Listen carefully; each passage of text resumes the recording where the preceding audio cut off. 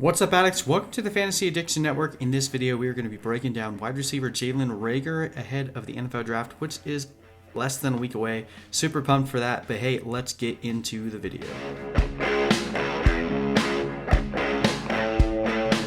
Before we get started, check out the link in the description. We are offering a free tail kickoff special for our fan companion tool. You get access all the way up into the kickoff of the NFL season for absolutely free, so make sure you check out that link. All right, Jalen Reagor, wide receiver out of TCU, coming in after his junior season. And honestly, this is one of my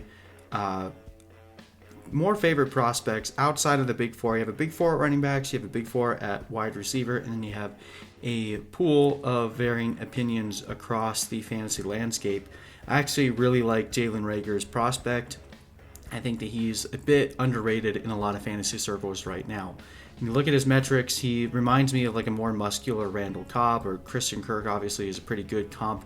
A guy that you're probably not going to want to have as your X receiver, but someone that should be a very good complementary receiver and should have some fantasy production depending on where he goes. Again, obviously a huge point of, when you don't have a alpha receiver that can succeed on any offense, landing spots can be really critical. If they put him in a spot where he needs to succeed right away, that might not end up working out for him. But I do think he has both the prospect and athletic profile and production profile to succeed in the NFL pretty early on in his career. So coming in at 5'11", 206 pounds, age 21, coming out of TCU. He ran a 4.47 40 time at the combine. That's 74th percentile. Decent speed score as well. A terrific burst score. Really helps him at making sharp cuts. He's honestly one of the better wide receivers at cutting in his routes of everyone in this class. Can definitely put a cornerback on their heels pretty quickly. Decent catch radius as well. 73rd percentile dominator rating, 36.7% of his team's total yards. He definitely was one of the few gems on TCU, and he played with I don't want to understate this. His quarterback play at TCU was really bad. And when you get into some of his stats, you have to take that into context.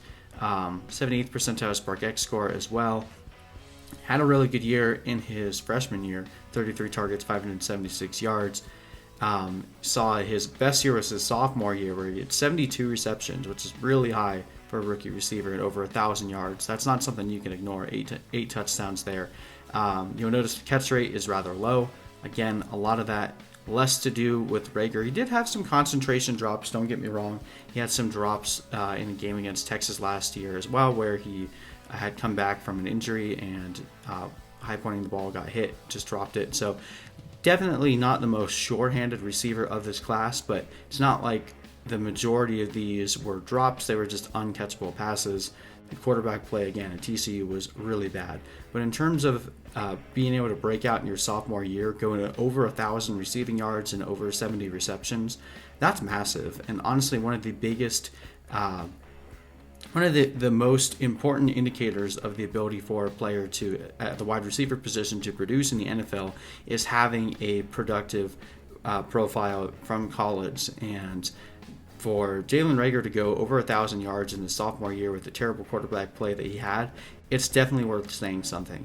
Again, his body type and his ability to stand out as an athlete, I don't think renders him someone that you would want as the lead receiver on your team, but definitely someone who could be a really complimentary guy. If you recall back, again, I keep comparing him to Randall Cobb, but if you remember the year that Randall Cobb was a terrific fantasy asset, he basically was playing alongside Jordy Nelson. I think that's what you kind of want from a guy like Jalen Reagor. Put him beside someone else that is going to see, some of the main cornerback play, and Jalen Reagor will shine. I think, on a tangent there, we'll see the same thing with Christian Kirk.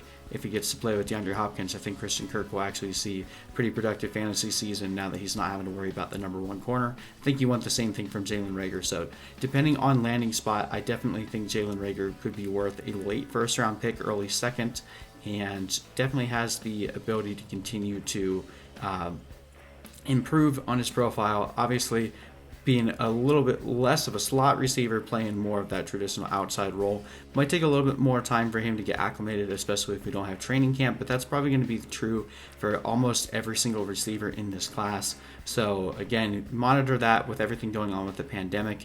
If you're playing redraft this year, or if you're drafting in Dynasty expecting to be able to use a wide receiver early on, there aren't many receivers you're probably going to be able to rely on in their first year as a consistent fantasy producer. But overall, I think Jalen Reagor is a fine prospect. Outside of the big four, I have him ranked at number 5. So anyway, thank you guys so much for watching, and we'll see you in the next video.